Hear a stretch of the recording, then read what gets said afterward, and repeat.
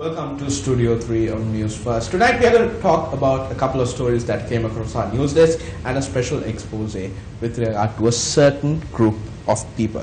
Now this morning at a media briefing held this in Colombo, Minister Akila Viraj Karyawasam said that following a meeting between the President and the Prime Minister, a decision was reached to enact a cabinet reshuffle later this week. Now, this is another cabinet reshuffle for this government. He also said during this media briefing that the 16 SLFP ministers who voted against the Prime Minister during this no confidence motion should resign from the government. There are also reports that came across our news desk that UNP Chairman and Minister Malik Samaravikrama has decided to step down from the position of Chairman of the United National Party. He has handed in his resignation letter, but the letter it seems that the letter has not been accepted as yet. Now, with the hullabaloo surrounding the no confidence motion dying down, it seems like the internal crisis within the United National Party is slowly peeking its head from under the shadows once again.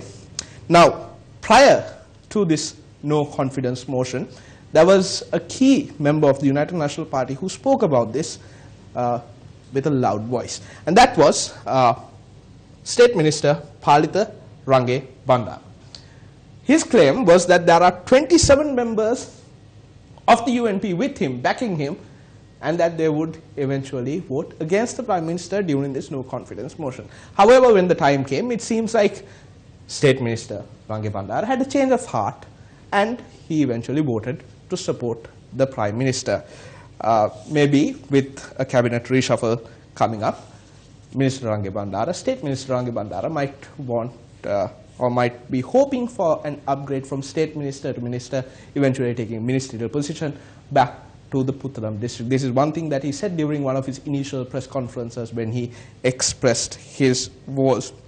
On several occasions, the United National Party faced a number of crises with regard to the leadership, and these crises were averted with certain actions that were taken: the formation of leadership councils, leadership generations, or various other councils of this nature, and even the changes to Constitution of the United National Party. Now, actions like this drove party seniors, people like Imtiaz Bakir Makar, people like Sirisena Kure, they distanced themselves because of such actions.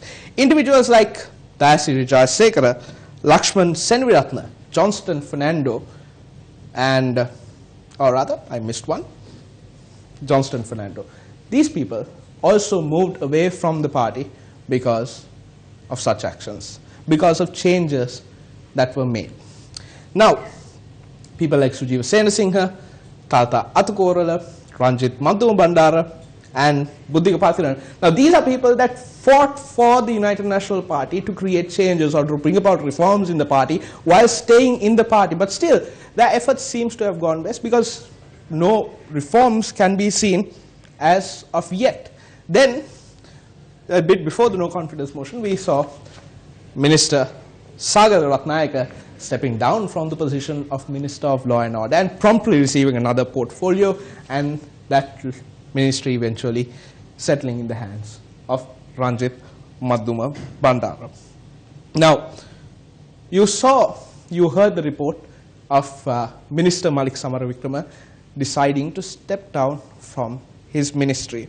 Now, the intelligent people of this country could think, well, is this another plan, a ploy, a facade brought in front of us to divert the attention from the real crisis? It is not our place to say whether these are true or not. We merely bring you the facts that are there and let you decide on what is true and false.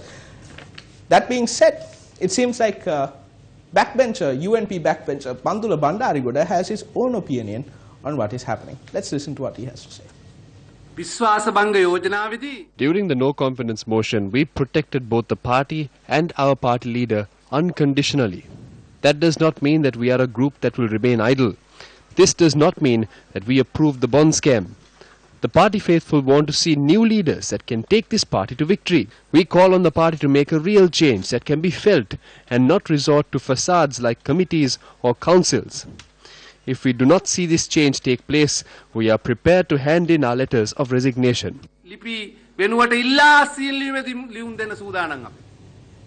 Now, we promised you an expose, and this is it. This is about a group of UNP members who seem to have been forgotten. Now, this list details individuals of the United National Party who have been subject to acts of political vengeance or political harassment. Now, according to the United National Party supporters, between 1994 and 2014, the UNP has failed to provide any assistance to the people who have been subject to these acts of harassment or acts of political witch hunts. The numbers that you see here, if you total them up, there are 31,666 members of the United National Party who have been affected due to their political affiliations, political thoughts, or decision simply to back the United National Party. And these are from ministries, state institutions, and so on and so forth. I want to highlight one particular number.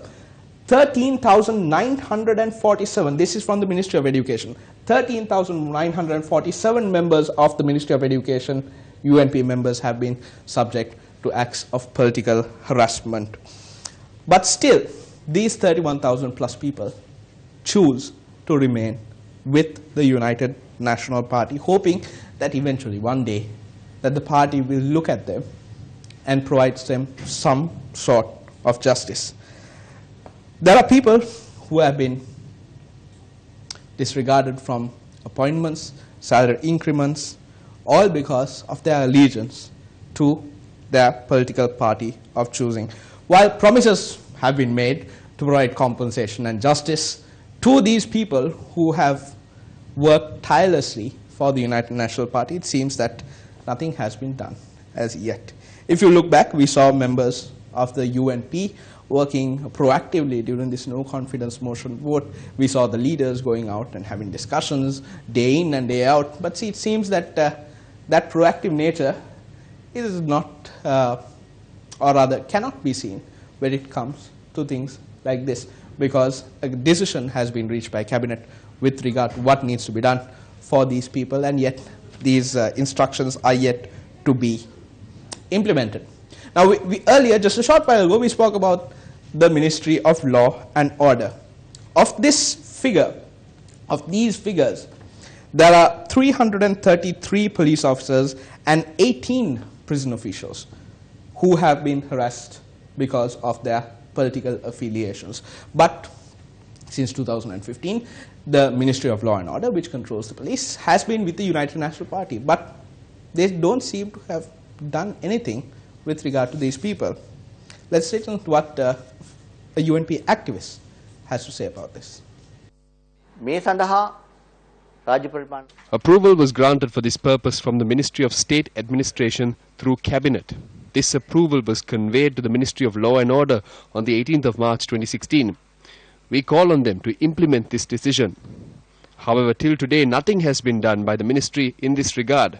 Because of this, the police officers who are supposed to be compensated for acts of political vengeance are yet to receive anything.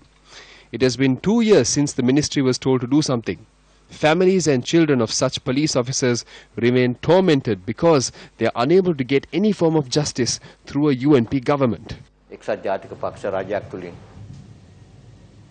Now, of these 333 police officers that were affected due to their political affiliations, there is one standout personality, and that is this gentleman over here, Sudat Chandrasiri, who for about 33 years has been serving alongside Prime Minister Ranil Wickremesinghe and even stepping in as his personal assistant or private secretary on some occasions. Unfortunately, he was a member of the police force. Unfortunately, even he did not get the justice that he so desperately wanted.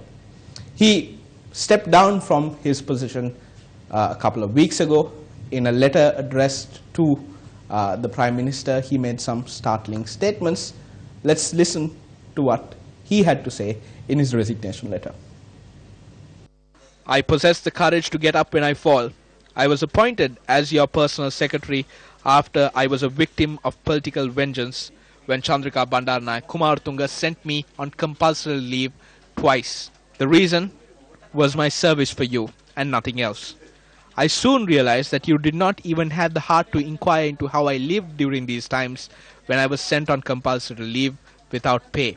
There were 76 cases that were being investigated about me by the Criminal Investigations Department, including the bombing of the premises of the Municipal Council.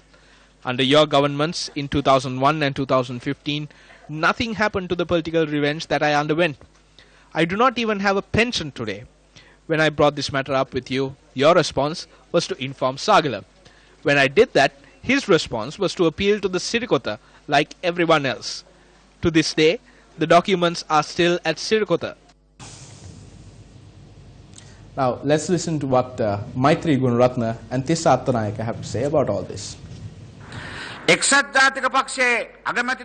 UNP saves the Prime Minister's job. But what has happened today? Justice has not been meted out to the 30,000 UNPers who have been subjects to acts of political vengeance. According to what we know, all these files have been burned. These files are no longer there. No one speaks about it. File then naha. Kawurutma katha karanne naha. The sad part is none of the documents that were created for this purpose have been implemented. They have been set aside. Even though a cabinet decision was made and the relevant documents sent to the various ministries, nothing has happened. There is nothing wrong in saying that the government has failed to provide justice to those who have suffered from acts of political vengeance. We do not have to teach the government, led by the Prime Minister, that it is their duty to ensure justice to those who got into trouble for helping them in their political campaigns. Any leader should know how to help the people who helped him. Now,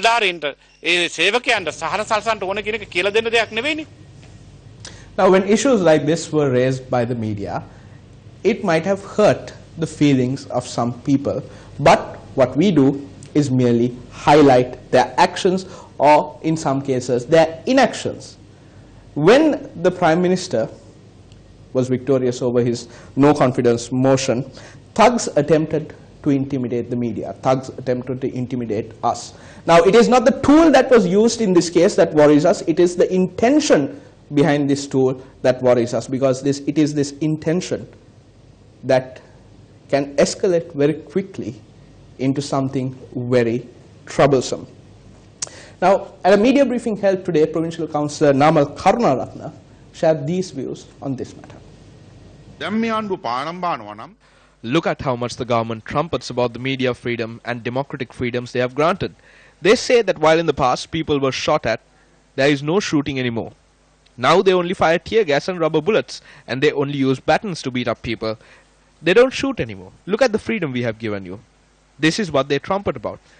This is wrong. No investigation was undertaken and no one was arrested or punished with regard to the bombing of Sirasa. What did they do after the no confidence motion? They went near Sirasa and lit firecrackers. They hooted and pelted stones. They danced the jig. We also condemn this shameless intervention of Kitsiri Rajapaksa, a fawning loyalist of Ranil Wickremesinghe.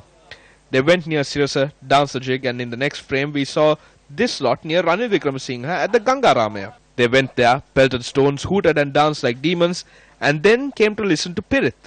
They harassed Sirasa on the day with the full awareness of Prime Minister Ranil Wickremesinghe. The media were reporting on the real situation in the country. This is what Sirasa did too. We reiterate the following to the government. Those who acted in an unruly manner have been identified. They must be taken into custody immediately. Mr. Prime Minister, if you claim that you are not involved in this at all, then you have the opportunity now to immediately arrest these shameless people, enforce the law and mete out punishment, proving your innocence.